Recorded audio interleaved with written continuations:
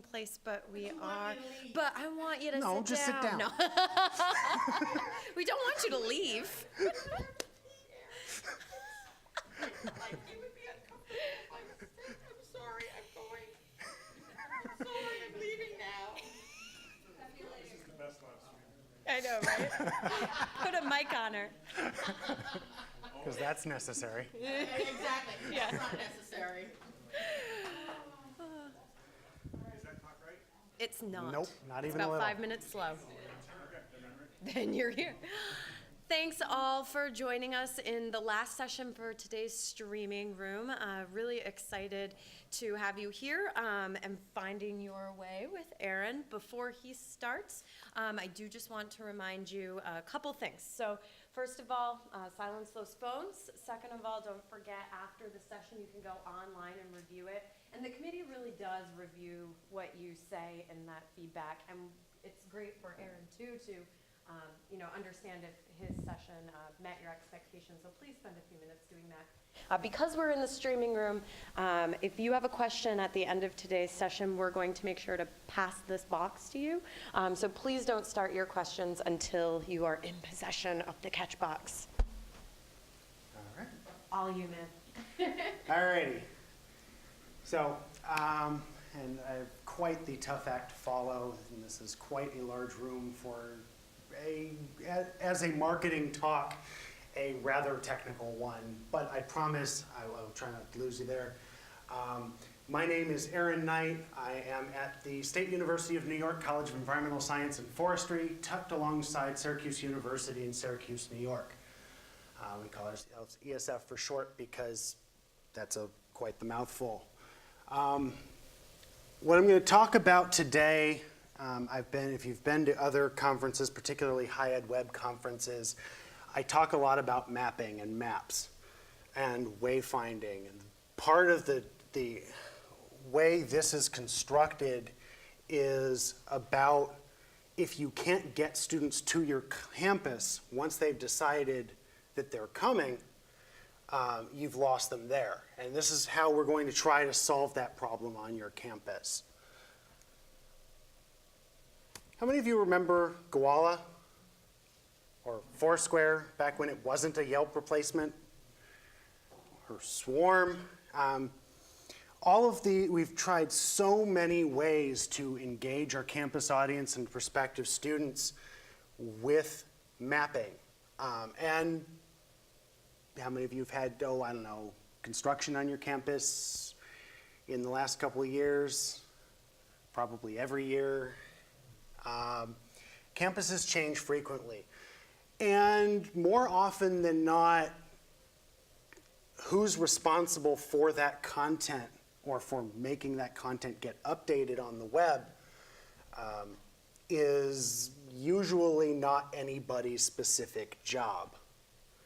And if it says anything about the sad state of Foursquare and Swarm uptake, I am already mayor of the Penn Stater, of eConf PSU, and last year's web conference at Penn State. I got here at 5:30 yesterday afternoon. But I want to start off with a story. And before I do that, because I forgot that a minute ago, assuming Twitter is working and TweetDeck is working behind the scenes on this laptop, any links that I'm talking about and examples should tweet out. Somebody let me know if they don't come up, and I will fix that after the presentation. So all of this starts with a story. Everybody has heard of that student who did some project, usually some completely unmaintainable junk that you're saddled with long after they've gone on to bigger and better things. Well, small confession to make, I was that student. For my computer science honors thesis at Syracuse University, I was tasked with turning that sort of northerly, sort of useless map on the left into an interactive campus map, in our case specifically geared towards accessibility. So if somebody, providing directions around campus, providing ways, you may have heard Central New York gets a little bit of snow every year. We only got about 9 feet of snow this past year, and that was a light year. So we have lots of seasonal walkways, seasonal stairways on campus, and like every other campus in existence, pretty much, if there's a hill in town, we're on it. So not exactly the easiest thing to do. And if they have true accessibility, like they're in a wheelchair or they're blind or anything else, it's not like your pathways are marked like roads are. So that was the project, using quite possibly the stupidest idea in retrospect possible, that map refocused and scaled, rebuilding static images on the fly, because that's a stupid idea in 2007 when I did it, an even dumber idea 5 years later when they finally retired the bloody thing. So that's where I got started in campus mapping when I was hired at ESF in 2008. That was one of the things that they were looking at, and they're like, we do a terrible job with campus mapping. And one of the things we want to do is try to fix that. And somehow they looked at that and decided that I was the right guy for the job. So this is the tale of two projects, and as is usually the case in higher ed, neither project had a budget of any kind. One of them was to fix the campus print and web maps. I couldn't find who controlled our campus maps. We only have 9 buildings total. This is more or less the progression of maps, of print downloadable and print maps that we've used on our campus for the last couple of years. Sad to say, the horrible looking thing in the upper left-hand corner is still live on the web, because that's the only map in existence, in spite of showing a parking lot where our newest building is, a row of houses where our only dorm is. It's the only map we've got that has where our blue light system is for campus security. This map in the bottom left, our painfully terrible map for directions. If you weren't in those 2 blocks, you have no context whatsoever in which to place yourself in. And that's what we use, sadly, to bring in people to the garage they have to park in if they're coming to campus for an open house. Wish I was kidding. They still use that map for that purpose. We started with a map here in the center for our parking and accessibility map, which is awesome until you take a wild stab at which direction is north. Because it's not the top of the page. It's why it's flipped in this bottom corner. And a beautiful perspective map that tells you absolutely nothing about where you happen to be. That's what's on our campus signage all over the place. We are a very vertical campus, about 1,000 feet rise from the bottom of campus to the top of campus, and we are very wide east-west and very short north-south. We are landlocked between Syracuse University's Carrier Dome, a cemetery on the other side, and an interstate highway on the other. So from all of that, the challenge was, what do we do to make something much, much, much more useful out of it? And what I came up with shortly before leaving the communications office at ESF and moving into my current role is this interactive map, which you can see now perpetually in beta Google style, because I left that position in the fall of 2013 and they haven't replaced it yet. But using OpenStreetMap, a library I'll talk about a little bit later called Leaflet, and some overlays, came up with a simple interactive map that places our campus in context, that they understand, uses familiar controls that everybody can work with. All of that in the traditional higher ed way with no resources other than time. And the other thing that they wanted to do was find a way to showcase the impact our teeny tiny little campus in Syracuse, New York has on the world. And that's where a presentation at High Ed Web 2010 from a guy named Gabriel Nagme came to play. He gets lots of credit from me for this. This presentation led to some amazing work on our campus to try to raise the profile of our tiny little environmental science and forestry college campus and show that we were doing research on nearly every continent. From this tiny 2,000 student public hyper-specialized research campus that half of Syracuse has no idea exists. What Gabriel had been doing was prepping for a 50th anniversary of the campus he worked for, Portland Community College, was trying to show impact of where alumni are, where their education at PCC had taken them. And we used this example to build our Where in the World project.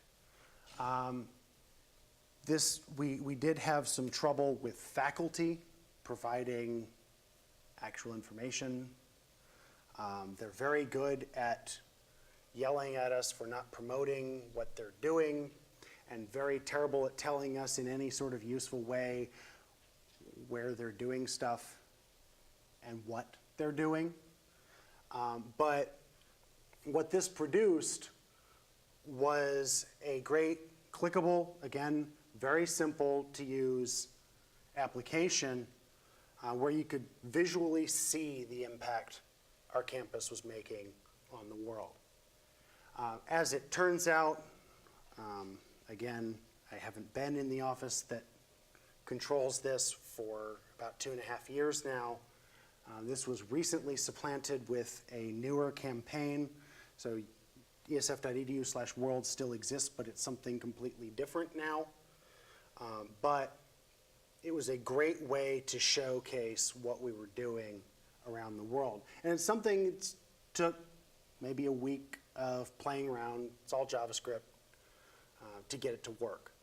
It's something you can take back to your campus. Now, both of those projects turned out to be very helpful for our campus, for building things, and for the foundation of essentially an elaborate series of speeches or presentations that I give at conferences because I'm that pigeonholed map guy. But it also turned out to be a great way to get involved in figuring out where map data lives. We're talking about a whole host of different players in mapping and map data. All of them you can edit in very different ways.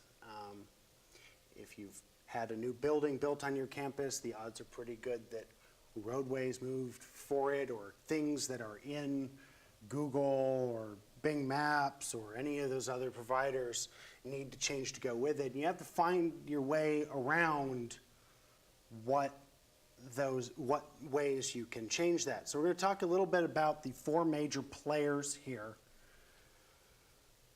for map data, although as I was sitting in the last presentation, the last one I'm going to talk about is subject to a great deal of change because Apple's Worldwide Developer Conference is right now and they just announced a boatload of changes to their Apple Maps API. So good thing I don't have a whole lot to talk about on that, because I found out about it 20 minutes before the talk. So there are 4 major services that I would suggest focusing on. Obviously, Google is the biggest player for a lot of people. It's on every device. It's what everybody is familiar with using, and their data is used everywhere. OpenStreetMap is more of a Wikipedia model. It is very easy to work with, and the tools for editing it have gotten much better.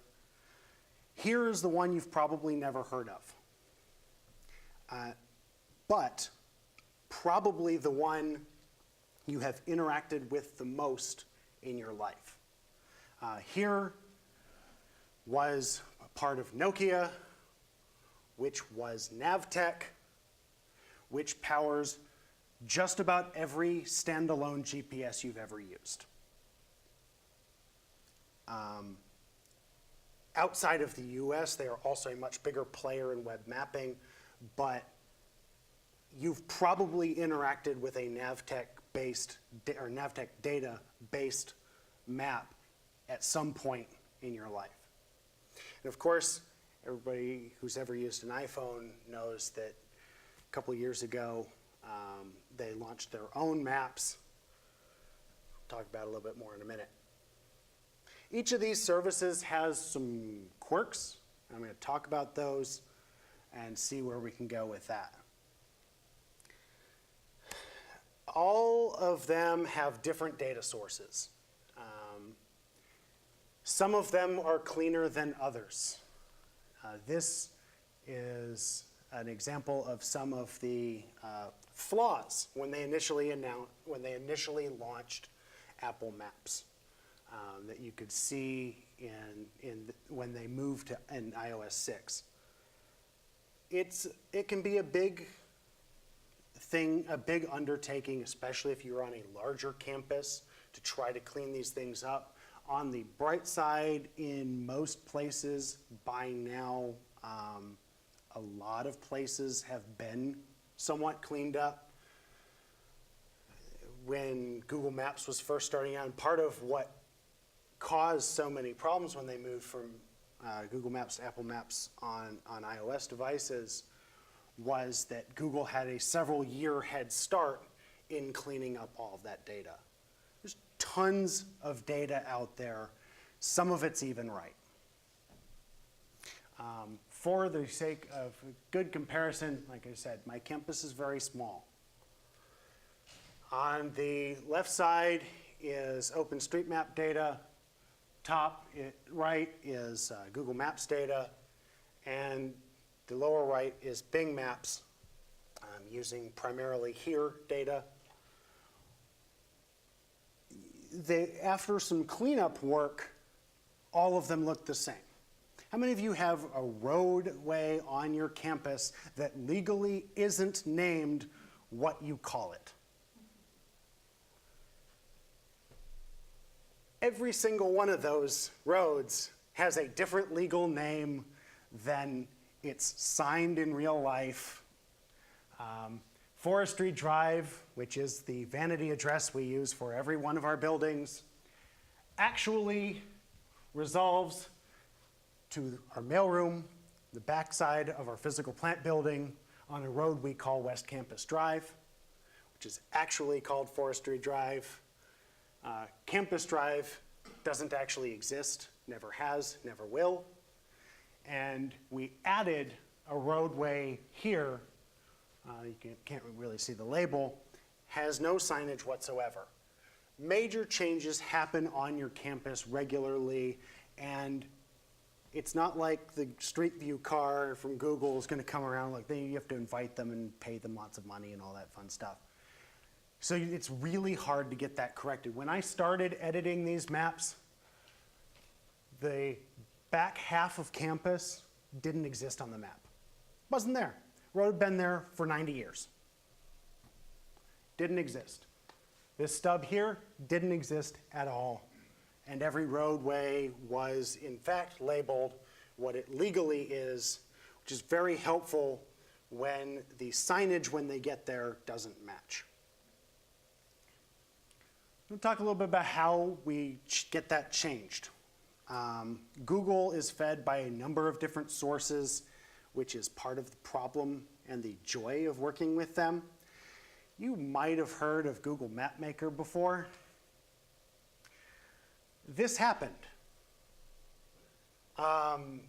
They shut it down for a little bit, put some controls in place because somebody just carved up some parkland, and that went live on Google Maps based data. There are a number of ways you can change Google Maps to fit your needs. Understanding that because there are several different ways things get changed, it is important if you rely on Google Maps data to actually stay on top of it. User error reports in the actual Google Maps feed into Mapmaker and sometimes to their Places team. If you've claimed places in Google Places, or whatever on earth they're calling it now, at whatever stage of integration with Google Plus they happen to have, that's the best place to change it. And they have a small army of semi-competent internal staff, which I'll talk about in a second. So Mapmaker, very straightforward to work with. This is editing one of our buildings. Very straightforward. You submit an edit. There are categories of edits that you can make that don't require approval, especially as you are starting out and building that. All you need is a Google account to work on this. Once you've built a bit of a history in your area, generally the reviewers will leave you alone, mostly. So if you've claimed a landmark on Google Places or Google Local or whatever on earth they call it at whatever given stage of time, usually involves a postcard that got sent to somebody else, probably not you, because that's the way you can't tell it to just send it to somebody's attention. If you've claimed it and you've got bad data out there, that's the fastest way to get that live. If you don't have it claimed or somebody else controls it who may or may not still work for you, use Google Mapmaker to do it. It'll go live. It'll get people in your area will help you get that approved. No big deal, right?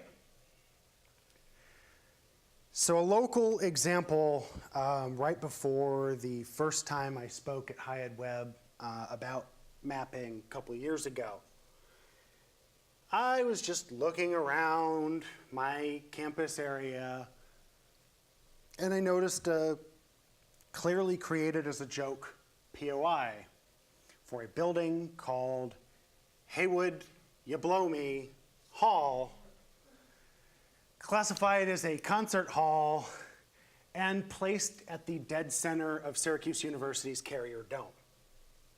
No brainer, should be easy, right? Get rid of this, it's clearly a joke. No big deal. I looked at the history.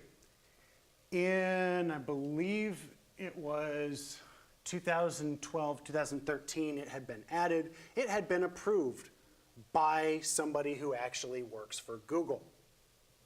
So I submit October of 2013 is when it was created. I put in place an edit to remove it. This clearly doesn't exist. Shouldn't be that complicated, right? That was denied by an actual factual employee of Google calling themselves at the time, they've redone the interface since, but at the time what showed up as the username who denied it was a Google Listings Places editor. I wish I was kidding. With the help of Jody Benedict at St. John Fisher and a couple other people, we more or less did the Google Mapmaker equivalent of Google bombing to get the thing to actually go away. And shortly after we got that to go away, I ended up just to see, searching out and trying it as a search again, see if it popped up anywhere else. And likewise, there was a POI, a joke with a slightly different spelling, pointing at a campus building on the campus of the Rochester Institute of Technology, which we, of course, alerted them to because we're nice people. You can get past Google. It takes some time. This is why, for actual embedded mapping purposes, I would typically recommend, unless your maps look really terrible in other engines, to use something else. How many of you have tried to reach out to Google to fix anything in ever? How many of you have actually been successful at solving the thing that you actually reached out to them for? Exactly. We got one, that's actually better than I expected. If you have problems with Google data, if you have any established paid connection to Google, use them. That is quite, in most cases, that is the only way you can get somebody at Google to listen to what you have to say and to help you solve your problem. Obviously, the person who controls your AdWords account, or if you use Google Apps for your domain or whatever else, they probably aren't the person to solve the problem, but because they have a paid relationship with you, they are much more inclined to connect you to the right people so that they can keep that going. If you don't have any form of paid relationship with Google, there are forums for MapMaker. There are now instituted, after the vandalism example a couple slides back, they instituted regional leads. Haven't really seen how well that's played out, but it's sort of giving you sort of a regional liaison, somebody a little closer, because a large number of the Google employed reviewers are not US based. They're all over the world, but they don't live in your community. They can't just drive out and take a look. And be persistent. Like I said, we solved the other thing with essentially the Google MapMaker version of Google bombing, and we got it to go away. It's never come back, thank God. But it's one of those sort of things where there's just, it's completely and totally out of your control. OpenStreetMap is one that I would heartily suggest, in spite of, like I said before, being essentially a Wikipedia model where you make your edit and then hit save and it's live. Usually not much more than maybe a 5-10 minute delay from commit changes to being live in embedded applications. It's great for that, and you can play with it, you can fix things easily. The tools have gotten much better thanks to the Mapbox group, which I'll talk a bit more about later on. But it's very flexible, and more importantly for higher ed in particular, tiles are free. The calls to the tile data is absolutely free to work with. Google Maps starts charging you, I believe it's somewhere around 2,000 impressions a month, or yeah, 2,000 impressions a month, I believe, is where they start charging you for API calls. If your maps are in particularly high traffic areas, that can be a source of a problem for you. The other reason why OpenStreetMap can be important, do you use Facebook events at all on your campus? Ever? Anybody? That's whose maps they're using.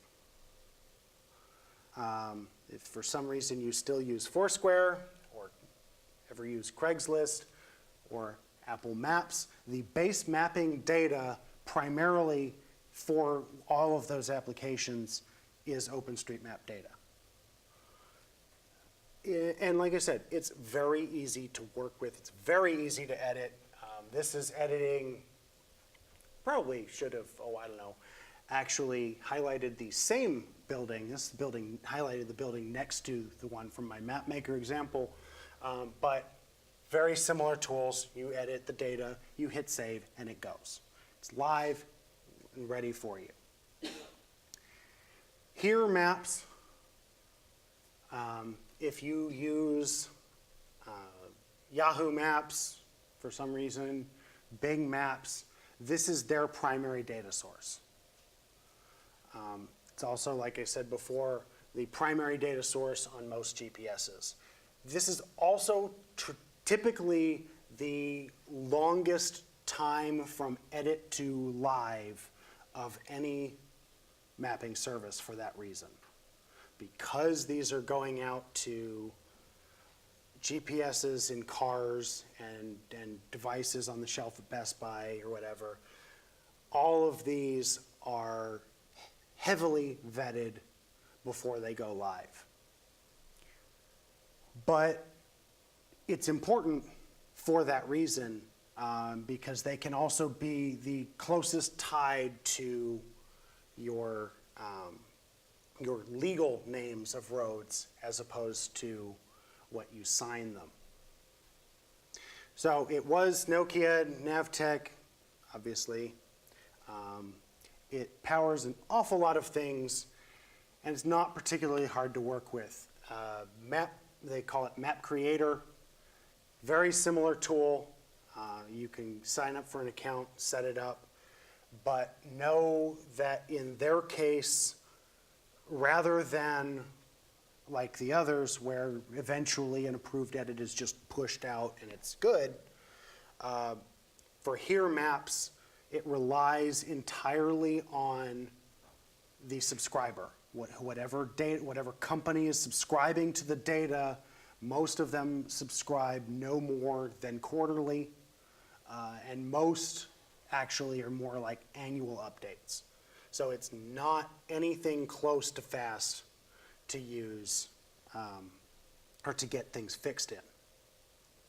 And the last one I want to talk about before I talk about what you can do with these once you've fixed your data is Apple Maps Connect. Apple Maps Connect is just about exactly like Google Local. You claim a place. This is only for POIs. Like I said before, OpenStreetMap forms the primary mapping data for Apple Maps, and therefore, well, at least currently, they announced some major changes today, but this is how you would claim a place and fix directory information, search results for an Apple Maps search result. mapsconnect.apple.com, all you need is an Apple ID. So now what? And yes, this isn't one of those other duties as assigned, is it? Kinda. You will almost certainly find that this is nobody's active job role on your campus. There's probably somebody in your physical plant and facilities type of working group who is theoretically charged with maintaining these sorts of things and is usually not maintaining them in a way that's helpful for the web. It's not helpful for your purposes, but they may have more detailed data available for you. There are obviously other things I'm not touching on so much here that you can talk about, like Google Inside Street View, which you can do if you really want to. There are ways to upload building layouts that most campus physical plant offices will run screaming from. And if they don't, your campus legal department will. But there are other things you can do with these data points. These are primarily oriented for direction engines and things like that.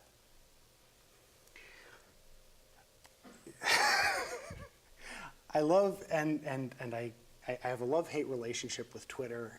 As some of you have seen, if you've been following the back channel, I use Twitter as my notebook at conferences. And one of the things that I love, and I've used for several visuals here, are tweets that I favorited and then spent hours trying to find, because I knew I pulled a snapshot of something somebody tweeted, and I found it eventually. But this turns out to be just a perfect thing. A truck crashing into a bridge. On the road to success, there are no shortcuts. Stay on top of your changes. Google Mapmaker has, to varying degrees of success, so you can set up regions and have it notify you when there are changes made. I've never actually successfully gotten a notification from that, and I know that there are people besides me who make changes, but theoretically, they have a notification engine for this. OpenStreetMap does not really, although it does have a messaging system so that if somebody messages, or if somebody does an edit in your area that you don't think, that you think is a little weird, you can reach out to them and figure out what the heck's going on. As far as here goes in particular, what you want to find out is for your area when data sources tend to get updated, especially for satellite views. If you're looking at a satellite view in Google Maps, it'll actually tell you some approximation of when the imagery is from. Reviewers in Google Mapmaker will somewhat rely on the satellite imagery if they're not local to try to figure out whether or not you're doing something that's vandalism or something that's real. So sometimes you'll run into some resistance with that with construction site, or you're building a building that was a parking lot and you're removing the parking lot and putting the building there. They'll have a little trouble with that. But it's easiest to sort of stay on top of this as just sort of a continuous update. I mean, once every couple months, you check in and make sure that everything still looks pretty good. You can do some interesting things with it. Obviously, we're not going to spend the next 5 minutes giving you a comprehensive overview of what you do with Leaflet and Mapbox. If you have some budget funds available to you, Mapbox is free up to a point. It's a fairly low threshold, so it won't really work in production for you without paying, but it's very inexpensive and way easier to build custom stuff if you don't necessarily have a developer role in your office. Leaflet is a very powerful, very compact JavaScript library for mapping. You can pick from, last time I looked, 20 or 30 different tile providers. Pick the one that looks best for you and work with it. The map I showed earlier, and it's actually on the next slide as well, will show you what you can do, and hi, I am very much not a designer, can do with very limited resources and make some awesome things for your campus. On my website, which of course is the scheduled tweet that I forgot to send, but it'll be on the next slide, thank God, at least.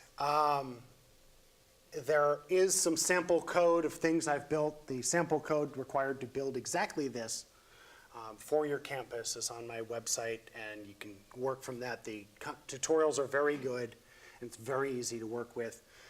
And if you happen to be going to Hyatt Web in Memphis later this year, I will be doing essentially the part 2 to this presentation, which is actually taking that data and building one from scratch. With that, that's all I've got. Once again, my contact information is up here. I am Farktel on Twitter. I'm in the Information Systems Group at the SUNY College of Environmental Science and Forestry. And any questions while we've got a few more minutes? Yep. What do you got for me, Sven? Is there anybody in your experience on campus that will take ownership of accessibility information like, these doors or paths or whatever are accessible, I see that that's one of those things that's like the opposite of a turf war. Like nobody wants to sign off and say this is an accessible space. Yeah, and in our case, it's actually even more complicated than that. We have a very special relationship with our neighbor, Syracuse University, who actually is our provider for any and all support for accessibility whatsoever. We are also a very vertical campus. So primarily, it's very one-on-one oriented rather than providing information. I had to pull teeth to get somebody to give me updates for where the doors with the button you can push to open them were in our new buildings, because we've built 2 and we're building another one next summer. And I could get nobody to actually commit to being the provider of that information. Nominally, it's some hybrid of our physical plant and facilities people and our university police. But yeah, no, nobody has any true ownership of it. And now there's nobody left to maintain it. It's supposed to be about 1% of my job to backfill support for the job in which that I held that created all of this fun stuff. And I'm almost certain nobody has touched the parking and accessibility map since I rebuilt the thing in Photoshop and with like 73 billion layers, because not a designer, not really trained in that. Anybody else? Yeah. Oh yes. Success. Yeah, I really didn't have a question. I just wanted to play around with this thing. No, I was trying to use Google Map Maker the other day, and there was a concept which it's not like rocket science, but I was trying to figure out how to apply it. The difference between a building and the offices within the building. So like our main administration building is a building, but what I really want people to be able to do is Google where's the admissions office for our university and find it there. So what are the best practices in terms of how to label these locations? Are we really using the building name? How are we able to insert the metadata of what goes on in the building, which is what people would actually be looking for when they're searching, not the name of the building? Okay. In this case, you're looking at more directly the difference between a POI, or point of interest, and a building label. You're in the early days of editing all of this stuff. The way Google set up a lot of that was to sort of import your local phone book and set it up, which if I to give a completely off the top of my head estimation, which led to somewhere around 7,000 POIs scattered around Syracuse University's campus, all labeled Syracuse University with a different phone number. Very helpful. What you might do if you've got a lot of them to do, like if that base data doesn't exist, talk to Jeff Stevens or Kuratawa on Twitter. He has worked with a contact he has at Google to do a bulk upload, and he has a lot of that information on it. I'm on a small campus, so we don't list our individual offices for the most part as places, and it helps from a sheer maintenance standpoint. But yes, it's cleaning that up can be a lot of fun. Jeff has that lovely challenge, is working at a University of Florida Health, and has all sorts of doctors' offices embedded in buildings all over the place, and would have more direct insight on that. But I know it can be done, but you definitely would treat those as POIs rather than editing the actual buildings themselves. All right, and I think if my computer's clock is right, I think we're about out of time. We got time for it? Go for it. So we need to build an interactive map for our campus. I've been tasked with sort of overseeing that, and Is, even though OpenStreetMaps would be much easier to work with, is there a benefit to working with Google Maps as far as embedding something on our site, just for the main reason being that a lot of people are going to end up using that for directions, and they're probably a lot more accustomed to getting directions information from Google? Okay. There are a couple different approaches. I would suggest making as many detailed edits in as many systems as you're willing to. Mm-hmm. The nice thing about using things like OpenStreetMap and using Mapbox to do it in particular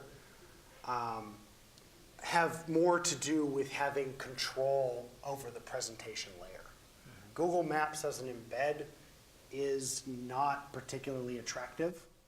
And if you're embedding it actually on your own site, you don't get all of the tools, you don't get directions. So they're actually essentially two separate issues. If you're worried about how things are presented from a direction standpoint, you need to make sure Google Maps' data and their POI data is good for when people are searching for it. But as an actual interactive campus map, or in your web pages, you'll get some of those familiar controls, but the underlying data source matters a lot less. Embedding Google Maps data, you don't get necessarily the POIs that are in Google because they aren't in the Maps layer, they're in the Google local layer. So that information isn't necessarily available to you to rely on there. At the same time, it needs to exist so that people doing an actual Google search find you in the first place. Does that sort of answer your question? Awesome. Well, thank you. Yeah. Next up is another keynote session, so back down to where the meals are for that. Thanks, guys and gals.